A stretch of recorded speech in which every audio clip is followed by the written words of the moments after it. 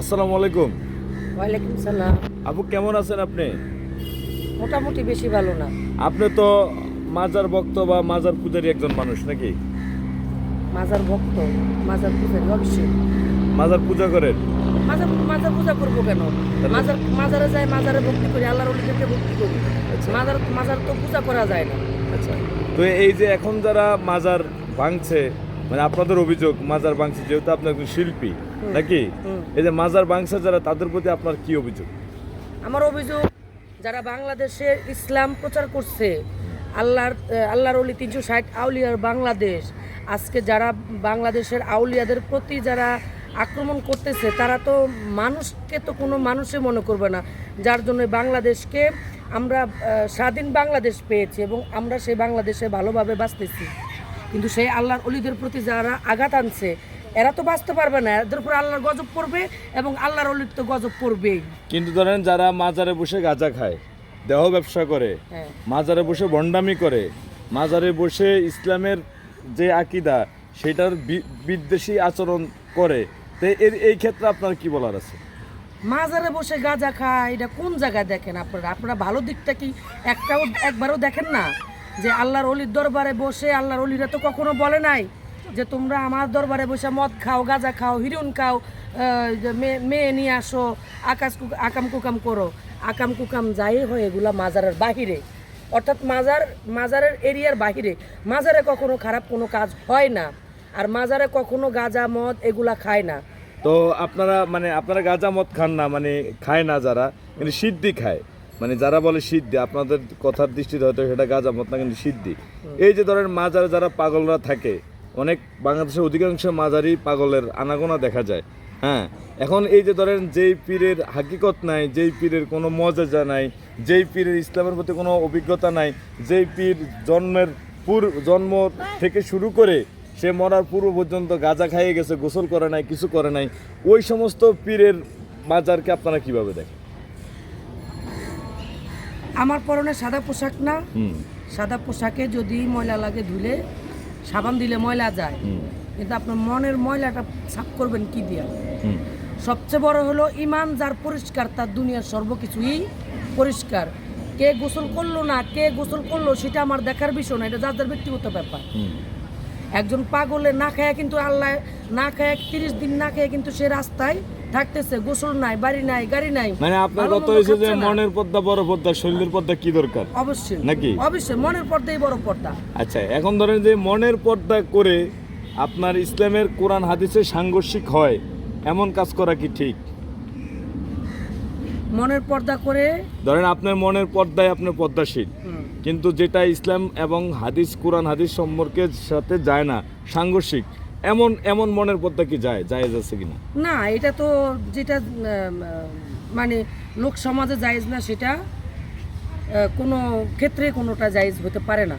না। আচ্ছা, আপনার কাছে আমার একটা প্রশ্ন, যে ইসলাম কি কারো বাপদাদার সম্পত্তি কিনা? না, কারো বাপদাদার সম্পত্তি না। তাই ইসলাম মানতে হলে কি মানতে হবে? আগে বললাম, ইসলাম মানতে হলে যার যার ইমানকে আগে পরিষ্কার করতে হবে। ইসলাম ধর্ম কিন্তু একটা, আর আপনি আপনার ইচ্ছা, আপনি যেটা মনে করেন সেটাই পালন, কিন্তু ইসলাম ধর্ম কিন্তু একটাই। যেমন হিন্দু ধর্ম বলতে নির্বিশেষে একটাই, হিন্দু কোনো ধর্ম নাই, খ্রিস্টান কোনো ধর্ম নাই, ইহুদি কোনো ধর্ম নাই, বলা হয়েছে ইসলাম ধর্ম একটাই। না, আপনি যদি ইসলাম ধর্ম পালন করেন, তাহলে অবশ্যই আপনাকে কোরআন হাদিস অনুসারে চলতে হবে। আপনি যদি হিন্দু ধর্ম পালন করেন, অবশ্যই আপনাকে বেদান্ত, ঋগ্বেদ, যজুর্বেদ, অথর্ববেদ, সামবেদের আঙ্গিকে আপনাকে চলতে হবে। আপনি যদি খ্রিস্টান ধর্ম পালন করেন, অবশ্যই বাইবেলের আঙ্গিকে আপনাকে চলতে হবে, ঠিক না? তো যদি আপনি মুসলিম হন, তাহলে অবশ্যই কোরআন হাদিসে যেটা আছে সেটা মেনে জেনে শুনেই কিন্তু আপনাকে ইসলাম ধর্ম পালন করতে হবে, নাকি? অবশ্যই। তাহলে যেটা ইসলাম ধর্মে নাই সেটা আপনি করাটা কি জায়েজ হবে? না, ইসলাম ধর্মে কোনটা নাই আর আমি কোনটা করব না, করব কোনটা আছে আর কোনটা নাই, আমি কোনটা করব? এই ধরেন আপনি যে ক্যামেরার সামনে আছেন, ইসলাম ধর্মে তো আছে নারীরা পর্দায় থাকা জায়েজ, কিন্তু আপনি ধরেন এই যে চুল ছেড়ে দিয়ে বেপর্দায় এসে ক্যামেরার সামনে আসলেন, এটা তো ইসলাম সমর্থন করে না। ইসলাম সমর্থন করবে, ইসলামের জায়গায় ইসলাম, আমার জায়গায় আমি, ইসলামে আমার খাওয়ান দিচ্ছে না। আপনি যদি ইসলাম ধর্মের অনুসারী হয়ে থাকেন তাহলে আপনাকে এটা মানতে হবে। না, এটা আমি মানলে কি হবে? আমি ইসলাম মানলাম কিন্তু আমি অন্য কিছু মানলাম না। আমি ইসলাম মানলাম, মাথায় কাপড় দিলাম, বাকিটা আমি মানলাম না। দেখেন এখন অহর ইসলাম যারা প্রচার করে, যারা বড় বড় বক্তা, যারা বড় বড় কথা বলে, ইসলাম নিয়ে কথা বলে, গান বাজনার বিরুদ্ধে যারা কথা বলে, তারা বলে যে চুল ছেঁড়া দিয়ে হাঁটলে ইসলাম বিরোধিতা, আর গান বাজনা করলে ইসলাম বিরোধিতা, আর নারীরা যদি বেপর্দায় চলে এটা হলো খারাপ। কিন্তু তারা যে অবৈধ কাজের সাথে লিপ্ত, এটা কি আপনারা দেখেন না? তারা যে অনেক অনেক ধরনের নারীকে নিয়ে যে তারা দ্বিতীয় ওয়াইফ, প্রথম ওয়াইফ, স্ত্রী বলে যে তারা যে হোটেলে নিয়ে থাকে, এটা কি আপনাদের চোখে লাগে না? এটা কি ইসলাম বিরোধিতা হচ্ছে না? তো বিয়ে করে থাকতে সে তো বৈধ বিয়ে না, এটা মৌখিক বিয়া। না, সেটা তো বৈধ। না, ইসলামে তো মৌখিক বিয়ে নিয়ে আপনার আছে যে আছে, জায়েজ আছে। যেরকম বলতে যেরকম কবুল বা আমি জানি ইসলামের সবচেয়ে সহজ করছে যেরকম বিয়েটা, কিন্তু আল্লাহ পাক রব্বুল আলামিন খুবই সহজভাবে করছে। তো এটা তো মনে হয় আপনার জানা আছে। তো সেই ক্ষেত্রে আপনি কি বলবেন? সেই ক্ষেত্রে তারা তো বিয়ে করেই যাচ্ছে বা তাদের বউ নিয়ে ঘুরতেছে, কিন্তু সেটা পর্দা সহিত। ওইটা কোন বিয়ে? এটা হলো সামথিং একটা রাত্র কাটাবে, হোটেলে গিয়ে উঠবে, তার জন্য ওখানে বউ বলে, স্ত্রী বলে পরিচয় দেয়, সে স্বামী তার স্ত্রী। তা না হলে তো তার সাথে যদি সে একজন আলেম কেন জালেম হয়? ওখানে বলছে পাগল মরলে বাতি জ্বলে, মুন্সি মরলে জ্বলে না। এই মানুষে আল্লাহ তাকে, কানা মোল্লারা তা জানে না। কারণ আল্লাহর একজন অলি, আল্লাহর একজন পাগল, যে পাগলটা সারাদিন রাত 24 ঘন্টা বাড়ি নাই, ঘর নাই, রাস্তাঘাটে ঘুরে ফিরে, গোসল নাই, খানা নাই, আহার না, সে একমাত্র আল্লাহর ধ্যানে থাকে। বলেন না, গাজা না, সে সিদ্ধি খায়। গাজার অপর নামটা হলো সিদ্ধি। সে সিদ্ধি খেয়ে আল্লাহর ধ্যানে থাকে। আল্লাহর ধ্যানে থেকে সে আল্লাহকে দিদার করে, আল্লাহর দিদার লাভ করে সে যখন মারা যায় তখন তার মাজার হয়। আচ্ছা, ধরেন আপনি সিদ্ধি খাই মরলে সে পীর হয়ে যায়। ধরেন মহান সৃষ্টিকর্তা তো মানুষকে আশরাফুল মাখলুকাত হিসাবে সৃষ্টি করেছেন, সৃষ্টির সেরা জীব হিসাবে। এর প্রধান কারণ হলো আমাদের মাথায়, মস্তিষ্কে বুদ্ধিমত্তা দিয়েছেন। মানে আমরা অন্যান্য প্রাণীর থেকে আমরা নিজেদের কোনটা ভালো কোনটা মন্দ এই বুঝার ক্ষমতা রাব্বুল আলামিন আমাদেরকে দেওয়ার কারণেই আমরা আশরাফুল মাখলুকাত।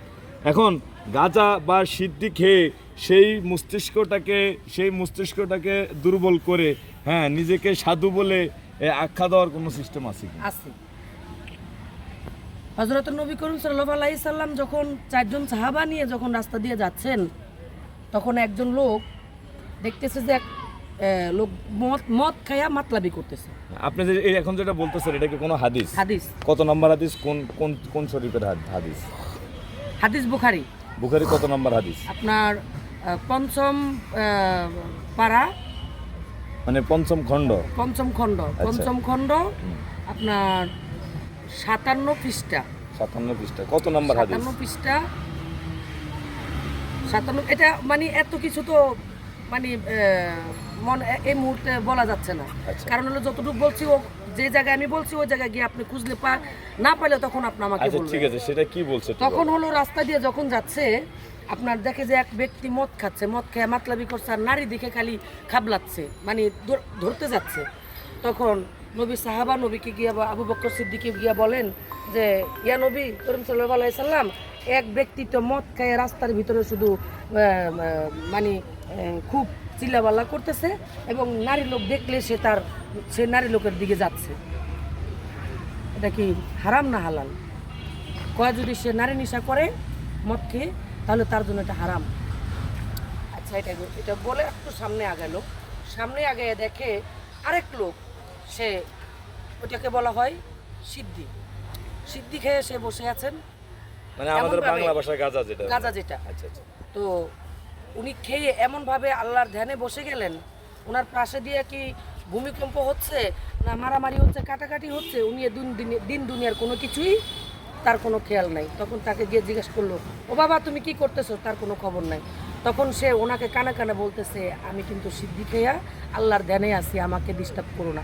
আমার ধ্যান যদি ভঙ্গ করো তাহলে তুমিও কিন্তু আগুনে জ্বলে পড়ে সারকার হয়ে যাবে।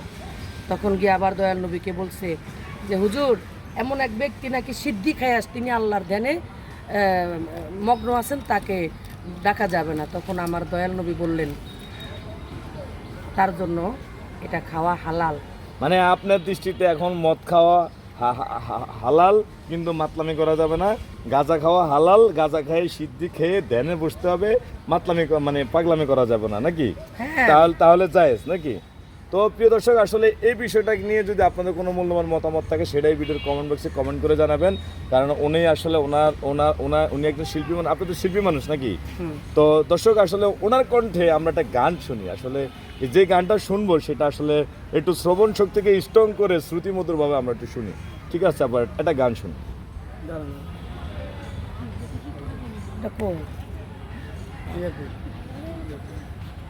মানুষ, তাহলে আপনি এই একটা গান শুনেন, একটা গান। শুধু শিল্পী মানুষ না, আমি তো শিল্পী, আমি তো আমার পেশায় গান করা। আচ্ছা আচ্ছা। আর আমি গান করে বেঁচে আছি, যতদিন আছি ততদিন যেন আমি আল্লাহর নবীর গুণগান, পিতামাতার গুণগান, আল্লাহর অলির গুণগান যেন করে আমি বাঁচতে পারি। আচ্ছা। তো আমার একটা গান লেখা যখন হলো মাজার ভাঙতেছে যারা, তাদেরকে উদ্দেশ্য করে আমি একটা গান লিখলাম। সে গানটা হলো,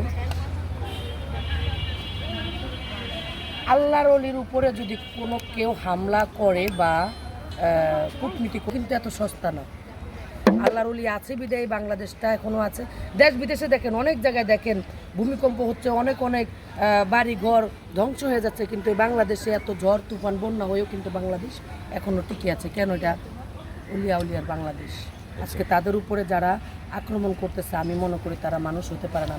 তারা হলো নাস্তিক, তারা হলো শয়তান, তারা হলো বিধর্মী, এবং এটার উপরে তাদের কোনো একটা বড় রকমের হাত আছে। তা না হলে মাজার ভাঙবে কেন? মাজারের ভিতরে কোনো খারাপ কিছু চলে না, এটা যার যার মনের ভিতরে শয়তানি। আপনি কোনো মাজার দেখবেন খারাপ কিছু চলে? খারাপ কিছু চলে না, বলে আল্লাহর অলির দরবারে এটা হয়। কোন আল্লাহর অলির দরবারে? যারা বর্তমানে দেখবেন কিছু কিছু পীর আছে, লোক আছে, তাকে পীর বানায় বসাই তুই সেখানে গান করায়, পীর বানায়। আসলে সে কিন্তু অরিজিনাল পীর না, সে হলো ভণ্ড পীর। তার কারণে হলো আসল পীরকে চেনা যায় না। তাহলে ওই ধরনের যারা ভণ্ডামি করে, ওইখানে চলে গাঁজা, ওইখানে চলে মদ, ওইখানে চলে হলো ওই যে নর্তকীরা নাচে। আচ্ছা, এই যে আপনি যে বললেন যে মাজার ভাঙা, বাংলাদেশে এরকম একজন হক্কানি পীর আউলিয়ার মাজার কি ভাঙছে? এই নজির তো নাই।